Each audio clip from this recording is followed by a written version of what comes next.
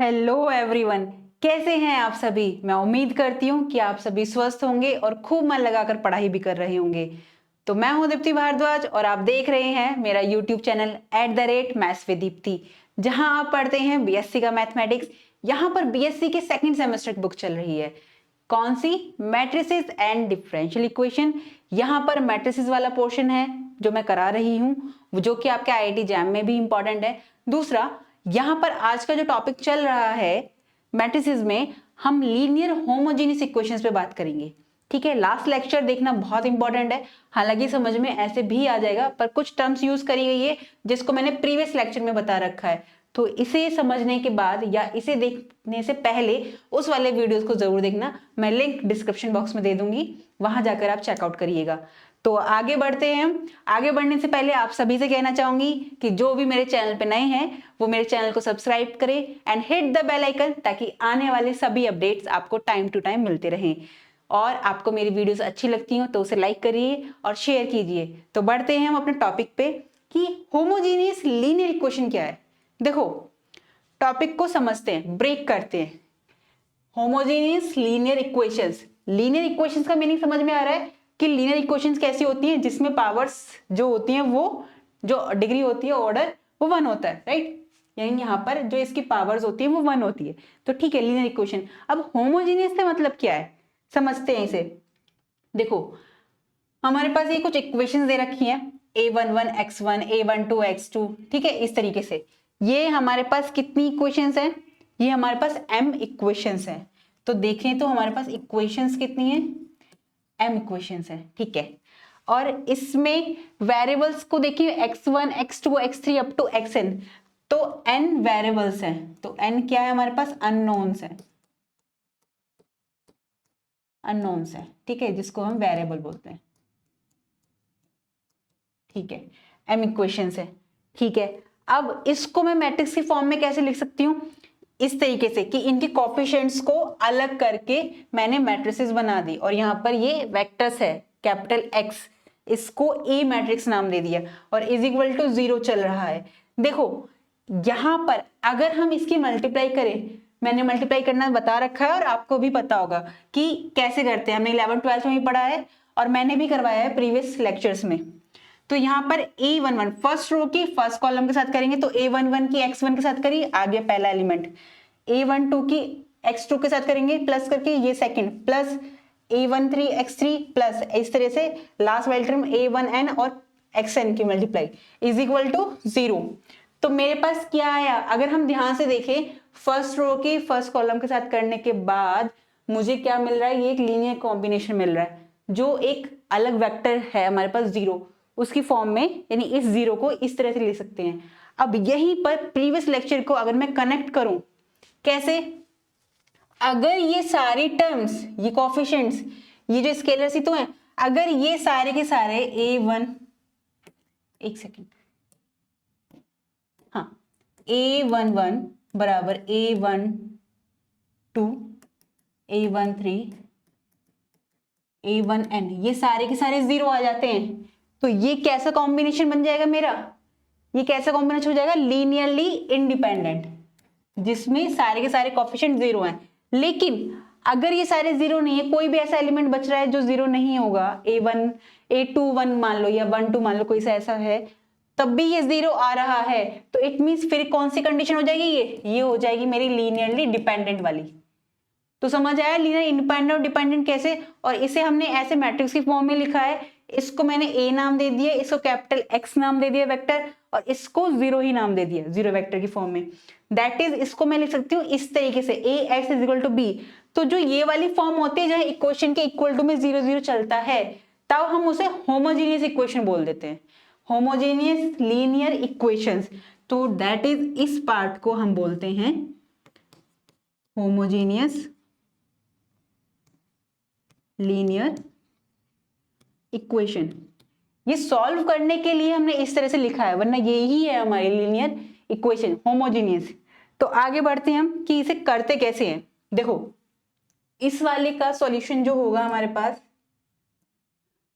इसका जो सॉल्यूशन होगा, क्योंकि अब यही वाली फॉर्म बन गई हमारे पास, कैसी? मैं शॉर्ट में लिख रही हूँ, homogeneous linear equation, right. Capital x ये रहा मेरे पास एन टपल्स में, ठीक है। अब देखो यहां पर एक बात बतानी है आपको, यहां पर अगर इस मैट्रिक्स की हम देखें, ये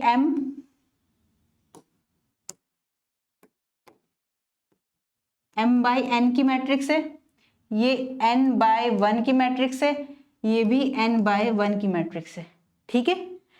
तो इसमें m रोज है, रोज कितनी है m, और कॉलम्स कितनी है n, ठीक है। तो अगर ये जितनी रोज है जो कि इक्वेशन बनी वो m है रो, जिसको हम रो भी बोलेंगे, और ये हमारी कितनी है कॉलम है, ठीक है। अब देखो ये n टपल्स में दे रखा है हमें, तो x इक्वल टू 0, देखो सारे एलिमेंट x1 x2 x3 ये सारे 0 हो जाएं तो ये ट्रिवियल सॉल्यूशन तो है ना। लेकिन जब 0 नहीं हो तब उसका सॉल्यूशन क्या हो सकता है, तब के लिए मैं एग्जांपल लिया मैंने कि मैंने 3 वेक्टर ले लिए जिसको इस लीनियर कॉम्बिनेशन की फॉर्म में लिखा, इस ये भी सॉल्यूशन हो सकता है। किस तरीके से, जब इसी फॉर्म में लिखा जाए, क्योंकि x को लिखा है मैंने इस लीनियर कॉम्बिनेशन की फॉर्म में, कैसे a k1 x1 plus k2 x2 plus k3 x3, ये पूरा का पूरा क्या है मेरे अपने आप में कैपिटल x की वैल्यू रखी है मैंने, ठीक है। इसको अंदर मल्टीप्लाई करेंगे, देखो ऑपरेशंस यूज हो रहे हैं ना वही वाले जो मैंने लास्ट लेक्चर में कराए थे, इसी तरह से यूज करते हैं। k1 ये अंदर आ जाएगा एसोसिएटिव प्रॉपर्टी की वजह से, k1 क्योंकि स्केलर है तो बाहर आएगा, ए मैट्रिक्स है ये अंदर आएगी, और जैसे ये रखते हैं तो देखो इसके जितने भी वेक्टर्स आएंगे x1 x2 x3 उन सब की वैल्यू इसके अकॉर्डिंग कितनी है 0, तो यहाँ पे 0 0 0 और इसकी वैल्यू कितनी आ गई 0, तो ये एक सॉल्यूशन बन गया।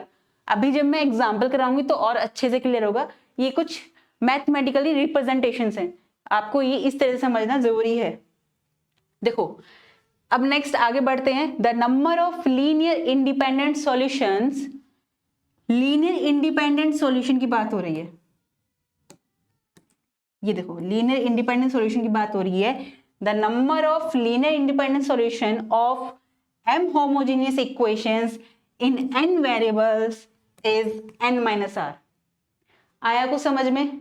देखो मैं बताती हूं, यहां से m क्या दे रखा है इन्होंने, इक्वेशंस दे रखी है, तो m होमोजेनियस इक्वेशन की बात कर रही है।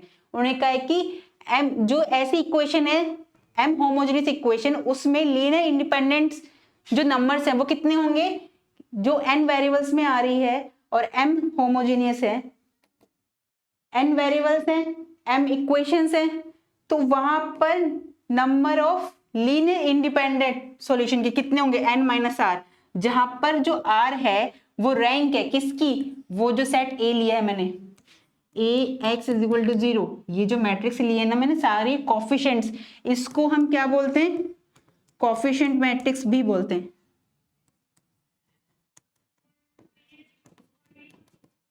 ठीक है, इसे कोफिशिएंट मैट्रिक्स भी बोलते हैं।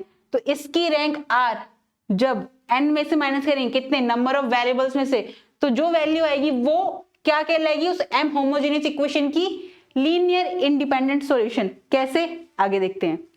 देखो नेचर है ये, इसका 3 केस होते हैं, नेचर पढ़ रहे हैं हम होमोजेनियस लीनियर इक्वेशन का, जिसमें 3 केस बनते हैं। इन तीनों केस पे एक एक एग्जांपल लेकर आई हूं मैं, ताकि एग्जांपल से और भी अच्छे से क्लियर होगा। तो बढ़ते हैं पहले केस पे, जहां r यानी rank of a equal to आ जाएगी किसके, नंबर ऑफ वेरिएबल्स, उस इक्वेशंस में जितने भी वेरिएबल्स यूज हुए हैं उसके इक्वल आ जाएगी। अगर ऐसा होता है तो उसमें उस केस में लीनियर इंडिपेंडेंट सॉल्यूशन कितने हुए, n माइनस r थे, r की वैल्यू भी n आ गई तो 0, यानी 0 लीनियर इंडिपेंडेंट सॉल्यूशन हो गए और 0 सॉल्यूशन हो गया। अगर आपके लिए बेसिकली देखा जाए, एक सेकेंड, ये देखो ये रहा 0 सॉल्यूशन।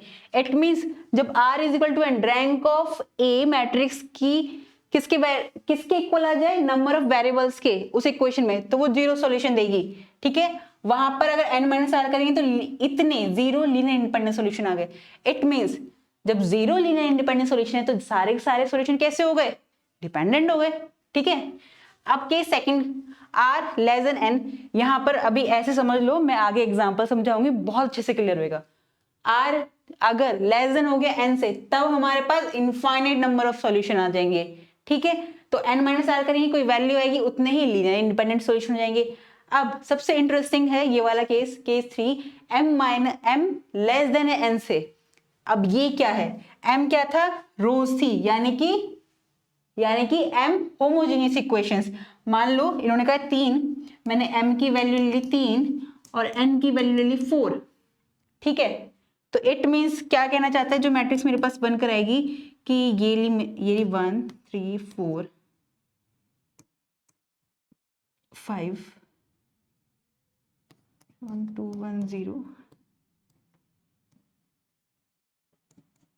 ठीक है। इट मीन्स m रोज है 3, 1 2 3, यहाँ पर 3 लेस देन है 4 से, यानी m लेस देन है n से, ये वाला केस चल रहा है। तो उस केस में क्या हो जाएगा, यहाँ पर x1 x2 x3 and x4 4 variables हैं, और जैसे ही जब इस पर हम ऑपरेट करते हैं वैल्यूज, तब क्या होता है, हमारे पास नॉन जीरो सॉल्यूशन मिलते हैं। It means infinite number of solution मिलते हैं। यहाँ पर रैंक पर भी डिपेंड करता है कि रैंक हमारी या तो देखो 3 आ सकती है, यानी n से छोटी ही आएगी हर हाल में, ज्यादा से ज्यादा, ठीक है। तो वहां n से छोटी है, इट मींस इस वाले केस पर पहुंच गए, वहां पे इनफाइनाइट नंबर ऑफ सॉल्यूशन आ गया। कैसे, एग्जाम्पल देखते हैं, एग्जाम्पल से बहुत अच्छे से क्लियर होगा। केस नंबर फर्स्ट का एग्जाम्पल लेके चलते हैं। क्या मेरे पास ये कैसी दी है, होमोजेनियस लीनियर इक्वेशंस। कैसे, इस वाली साइड सारे की सारी क्या है, जीरोज हैं, ठीक है। तो x plus 2y plus 3z क्या दिया है हमें, 0। तो ये 3 इक्वेशंस दिए हमें, इसको मैंने मैट्रिक्स की फॉर्म में लिखा। किस फॉर्म में, इसको क्या कहेंगे हम, मैट्रिक्स A, इसे बोलेंगे कैपिटल X और इससे बोलेंगे हम जीरो वेक्टर, राइट। तो ये मैंने इनके कोएफिशिएंट लिख लिए, 1 इसका कोएफिशिएंट 2 y का और z का कोएफिशिएंट 3, ठीक है। यहाँ पर 3, ये 4 y का कोएफिशिएंट, यहाँ पर 4 z का कोएफिशिएंट, 7 x का कोएफिशिएंट है, प्लस का 10 y का कोएफिशिएंट है और प्लस 12 z का कोएफिशिएंट है। यहाँ पर वेरिएबल्स कौन से यूज हैं, x y z, और यहाँ पर उसके कॉरस्पॉन्डिंग 0 0 आ गए, ओके। अब इस मैट्रिक्स को सॉल्व करेंगे किसकी हेल्प से, वही एक्लन फॉर्म की हेल्प से, रो एक्लन या रो एचलन फॉर्म भी बोल देते हैं उसे, रो ट्रांसफॉर्मेशन भी बोल सकते हैं, ठीक है।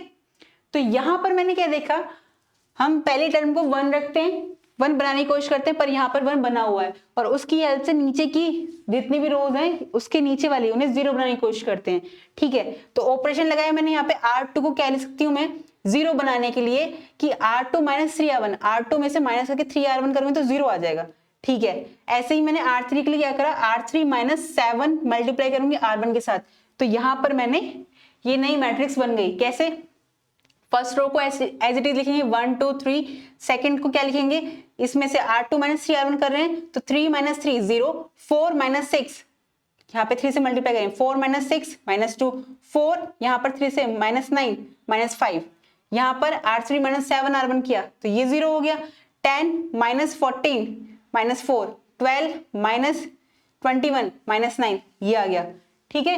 ये वैल्यूज आ गई। अब हमने देखा यहाँ पर कि अगर मैं यहाँ पर फिर भी कोई ऑपरेशन लगाती हूँ, जो कि हम रैंक वाले में देख रहे हैं, जितने भी लगाऊंगी तब भी मैं देखूंगी मैं इस वाली रो को 0 नहीं कर सकती, कोई भी ऑपरेशन लगा लूं, तो इसलिए हम इसे यहीं पर छोड़ते हैं। तो यहाँ पर मैंने देखा इस A मैट्रिक्स की रैंक कितनी आई मेरे पास, 3, ठीक है, यानी R की वैल्यू मेरे पास 3 आ गई।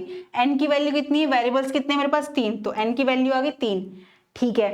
तो यहाँ से n माइनस R निकाला, 3 माइनस 3 0, इट मीन 0 सॉल्यूशन आ रहे हैं, यानी इसका सिर्फ एक ही सॉल्यूशन होगा, क्या कि x y z की वैल्यू 0 ही आएगी। और ये कब होता है, जब इनके कोएफिशिएंट की वैल्यू 0 आती है, जब ये लीनियर इंडिपेंडेंट सॉल्यूशन होते हैं, ठीक है। अब अगर यहाँ पर मैं वैल्यूज रखूं कुछ भी कि 0, कि x y z की वैल्यू अगर मैं 0 रखूं यहाँ पर, तो ये सारी इक्वेशन को सेटिस्फाई करेंगे। तो इसका सॉल्यूशन क्या निकल कर आया, x y z की वैल्यू मेरे पास क्या आ गई, 0। अल्टीमेटली हमें लास्ट में x y z की वैल्यू ही निकालनी होती है। तो यहां से मुझे पता चला ये कौन सा वाला केस बन रहा था हमारा, केस फर्स्ट, क्योंकि केस फर्स्ट में ही था ये, जहां पर n माइनस n 0 हो जाते हैं तो वो 0 सॉल्यूशन देते हैं, यानी कि will be the only solution, 0 solution ही केवल एक इसका सॉल्यूशन होगा। नेक्स्ट क्वेश्चन पे बढ़ते हैं। सेकंड क्वेश्चन क्या कहता है हमसे कि हमें ये फिर से लीनियर होमोजेनियस इक्वेशन दी है, हमने इसे मैट्रिक्स की फॉर्म में बना लिया, वही इस तरीके से a x is equal to 0 की फॉर्म में लिखा हमने, ये सारे कोफिशिएंट लिख लिए हमने, x के सारे कोफिशिएंट, y के और ये z के कोफिशिएंट है, ये x y z आ गए, ये 0 आ गए। अब इसमें हम यहाँ पे 1 बन रहा है तो सेकंड वाली में क्या करेंगे हम, R2 को लिख सकते हैं R2 माइनस 2R1 और R3 को लिख सकते हैं हम R3 minus R1।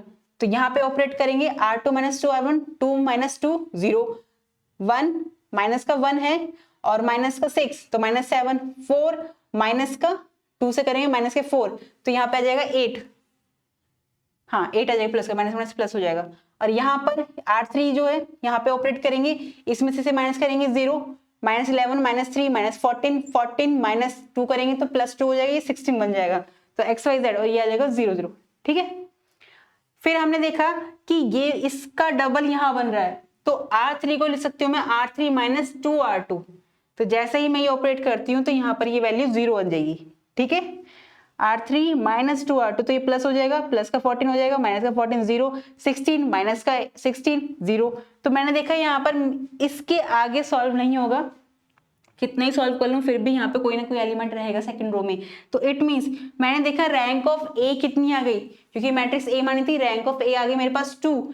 It means 2 आ गई और एन की वैल्यू कितनी है, वेरिएबल्स कितने 3, आर एन की वैल्यू 3, यानी कि यहाँ पर आर की वैल्यू जो 2 है मेरे पास, आर मेरा छोटा हो गया एन से, ये देखो यहाँ पर कि आर की वैल्यू एन से छोटी आ गई क्योंकि आर है 2 और ये लेस देन है 3 से। तो n minus R 3 minus 2 1 linear independent solution हो गए। It means infinitely many solution. कैसे ये देखते हैं, देखो जब मैं मल्टीप्लाई करती हूँ नीचे से करते हैं तो 0x1 plus 0y plus 0z। तो अगर मैं यहाँ से लिखूँ 0z इज इक्वल टू 0 तो इट मींस z की मैंने कोई वैल्यू मान ली c, और ये c कोई वैल्यू कोई वेरिएबल है, ये मैंने लेट कर लिया कि हाँ c की कोई वैल्यू है, ये वेरिएबल है, ठीक है। अब हम सेकंड इक्वेशन में रखेंगे, जब इसके साथ ऑपरेट करेंगे तो माइनस 7y प्लस 8z ये आ गया इज इक्वल टू 0। तो यहाँ से z की वैल्यू रखी मैंने c यहाँ पर, तो 8c इधर जाएगा तो y की वैल्यू आ गई मेरे पास 8/7 इंटू c, ठीक है। अब मैंने इसमें करा, इसमें मल्टीप्लाई करेंगे तो x प्लस का 3y माइनस का 2z ये आया मेरे पास। ये कैसे कर रहे हैं मल्टीप्लाई, फर्स्ट रो के फर्स्ट कॉलम के साथ इस तरीके से ये इक्वेशन बनकर आई, यहाँ पे वैल्यू रखी y और z की और मैंने यहाँ से x की वैल्यू निकाली। अब देखो x, y और z की वैल्यू मेरे पास क्या है, तो सिस्टम ऑफ सॉल्यूशन क्या है मेरे पास, x की वैल्यू क्या है मेरे पास माइनस का 10/7c, y की वैल्यू है मेरे पास 8/7c और z की वैल्यू है c।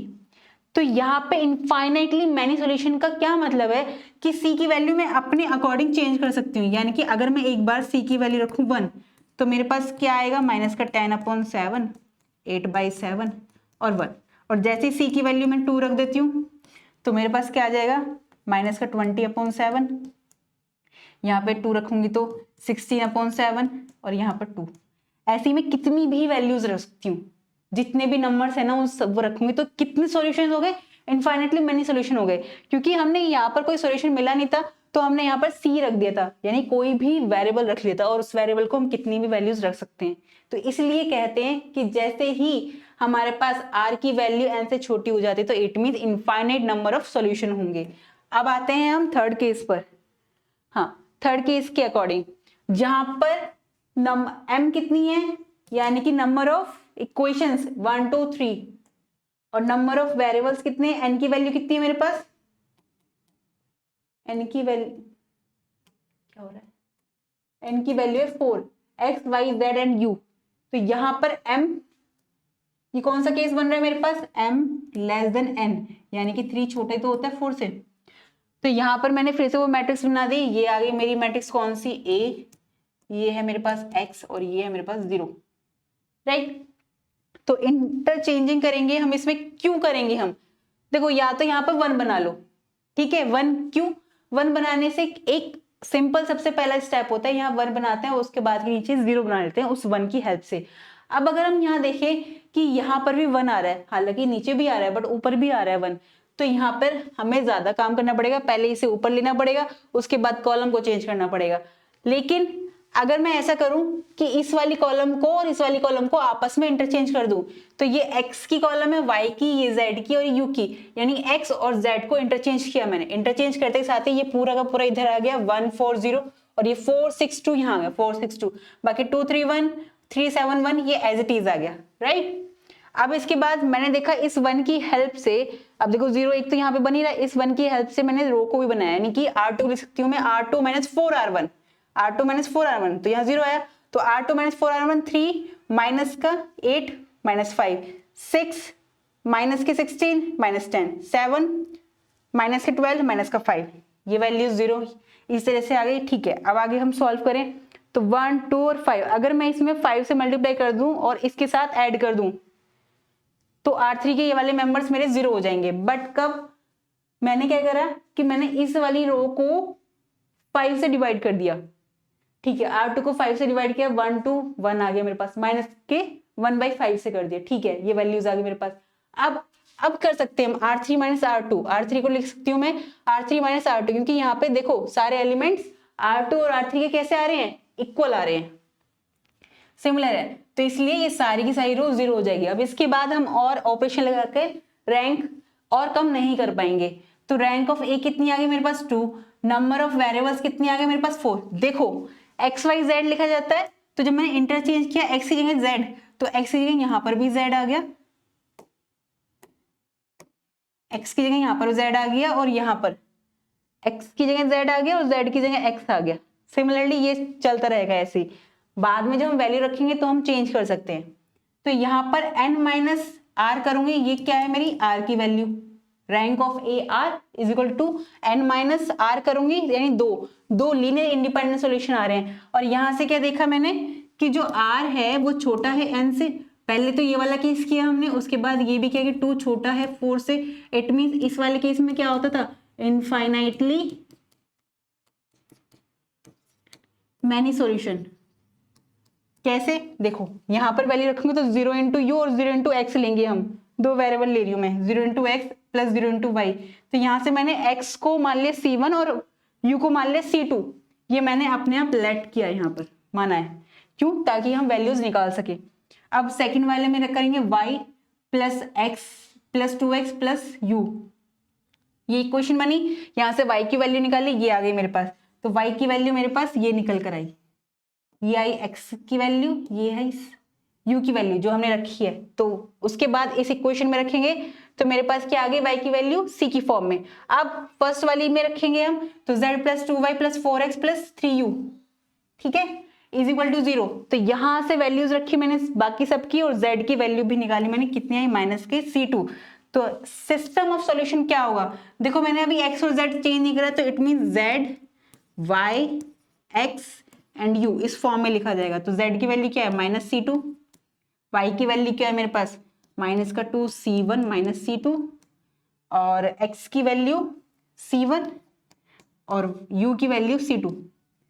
अब यहां पर मैं C1 और C2 की वैल्यू कुछ भी रखकर इनफाइनाइटली कई सारे सॉल्यूशन निकाल सकती हूँ। इसलिए कहा जाता है कि, इसलिए कहा गया था इन केस में कि जैसे ही r छोटा होगा n से, इस वाले केस में भी r छोटा ही जा रहा है अल्टीमेटली लास्ट में, तो इस वाले केस में इनफाइनाइटली मैनी सॉल्यूशन होंगे, और जहां इक्वल आ जाएगा वहां पर 0 सॉल्यूशन होगा इसका। तो आज के तीनों केस लीनियर होमोजेनियस इक्वेशन के जो तीनों केस थे मैंने आपको वो करा दिए हैं इसमें। आई होप कोई भी डाउट नहीं बचा होगा आपका, लेकिन फिर भी किसी का कोई डाउट रह जाता है तो कमेंट सेक्शन में मुझसे पूछ सकता है। हम मिलते हैं नेक्स्ट टॉपिक में, जहां मैं आपको पढ़ाऊंगी लीनियर नॉन होमोजेनियस इक्वेशंस, ठीक है। यहाँ होमोजेनियस पढ़िए, वहां नॉन होमोजेनियस इक्वेशन पढ़ेंगे, वहां पर भी केसेस हैं और बहुत सिंपली हर एक केस का एक एक एग्जांपल ले रखा है मैंने, तो इजीली समझ में आएगा आपको। तो मिलते हैं हम नेक्स्ट वीडियो में, तब तक आप पढ़ते रहिए और खुश रहिए। नमस्कार।